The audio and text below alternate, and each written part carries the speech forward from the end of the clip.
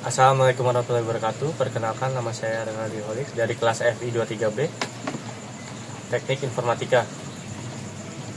Berbicara soal teknologi, cepatnya perkembangan teknologi pada saat ini membuat perusahaan besar melakukan adaptasi dan inovasi terhadap perkembangan teknologi. Perusahaan-perusahaan yang gagal pada perkembangan teknologi adalah yang tidak melakukan inovasi dan adaptasi terhadap perkembangan tersebut. Contohnya adalah perusahaan Nokia. Nokia yang kita kenal adalah sebuah perusahaan ponsel terbesar di dunia pada saat itu. Namun telatnya inovasi dan adaptasi terhadap perkembangan teknologi, Nokia mulai mengalami keruntuhan dan kemunduran. Oleh sebab itu, saya akan membahas tentang sejarah dan runtuhnya kejayaan Nokia. Yang pertama itu ada kebangkitan Nokia dari pabrik kertas ke raja ponsel dunia. Pada tahun 1865, Fredrik Idstad mendirikan perusahaan pulp dan kertas Finlandia sebagai fondasi awal. Lanjut 1960-an sampai 1980-an, transisi ke telekomunikasi dengan produksi radio militer dan telepon mobile pionir. Pada tahun 1967, Nokia Corporation terbentuk melalui 3 perusahaan, yaitu perusahaan karet, kabel, elektronik. Mereka bekerja sama untuk membangun Nokia Corporation. Pada tahun 1970-an hingga 1980-an, mulai memasuki industri telekomunikasi. Lanjut, pada tahun 1990-an, Nokia menjadi pemimpin pasar global dengan pangsa pasar 40-50% berkat produk ikonik seperti Nokia 3210 dan 3310. Ponsel legendaris Nokia 3310 terkenal dengan daya tahan luar biasa dan baterai yang bertahan berhari-hari, menjadikannya simbol keandalan di seluruh dunia. Puncak kejayaan dan dominasi pasar. Pencapaian dominasi pada tahun 1990 sampai 2007. Yang pertama itu menjadi market leader global pada tahun 1998, mengalahkan Ericsson dan Motorola pada saat itu, teman-teman. Kedua, ada investasi masif di penelitian dan pengembangan, menghadirkan inovasi fitur seperti ringtone custom dan casing yang dapat diganti-ganti. Pertumbuhan Nokia sangat tinggi pada saat itu, 30% per tahun pada tahun 1995 hingga 1999. Ekspansi agresif ke pasar negara berkembang termasuk India, Cina, dan Afrika.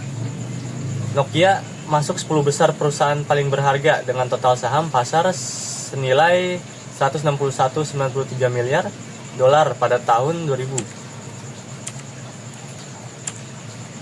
Produk ikonik Nokia ada Nokia 3310 dan Nokia 110, terjual hingga 250 juta unit. Kunci keberhasilan Nokia, yang pertama ada inovasi desain dan pemasaran yang tepat, pemikiran inovatif, ponsel bukan lagi barang mewah tetapi kebutuhan sehari-hari, dan ekspansi pasar ke Eropa, Asia, dan Amerika. Nokia tidak bertahan lama, teman-teman. Runtuhnya kejayaan akibat kesalahan strategis dan tantangan internal. Pada tahun 2007, kemunculan iPhone yang menghadirkan layar sentuh, ekosistem aplikasi, dan pengalaman penggunaan yang lebih revolusioner. Yang kedua, ada keterlambatan adaptasi. Nokia tetap mengandalkan Symbian OS yang ketinggalan zaman, gagal memahami pergeseran fundamental pasar. Symbian OS juga sulit untuk dikembangkan, teman-teman, dibanding iOS dan Android pada saat itu. Yang ketiga, organisasi yang kaku, struktur organisasi kompleks, dan budaya kerja menekan inovasi, mencegah respon cepat terhadap perubahan. Pada tahun 2011 dan 2013, Nokia mengalami kolaps. Kerjasama terhadap Microsoft dan adopsi Windows Phone gagal. Penjualan bisnis ponsel ke Microsoft menandai akhir era Nokia pada saat itu. Kebangkitan Nokia mulai beralih ke infrastruktur jaringan 5G Nokia kini berfokus pada teknologi jaringan generasi berikutnya, bukan ponsel konsumen. Kebangkitan merek HMD Global menghidupkan kembali ponsel Nokia dengan pendekatan yang lebih inovatif. Ini contoh gambarnya. Lalu inspirasi global, kisah Nokia menjadi cermin kritis bagi semua perusahaan untuk terus berinovasi dan beradaptasi. Pelajaran berharga dari kejatuhan Nokia, keberhasilan bukan jaminan. Posisi dominasi masa lalu tidak melindungi dari disrupsi teknologi yang fundamental dan perubahan perilaku konsumen. Budaya inovasi adalah kunci. Organisasi yang terbuka, kolaboratif, dan berani mengambil risiko lebih mampu beradaptasi terhadap perubahan pasar. Software lebih penting dari hardware. Di era digital, ekosistem aplikasi dan pengalaman pengguna sama atau lebih penting dari keunggulan hardware semata. Keputusan strategi. Pimpinan harus selalu sejalan dengan perubahan pasar real time, bukan hanya mengandalkan strategi lama yang terbukti. Mungkin itu saja dari saya, kurang lebihnya mohon maaf. Assalamualaikum warahmatullahi wabarakatuh.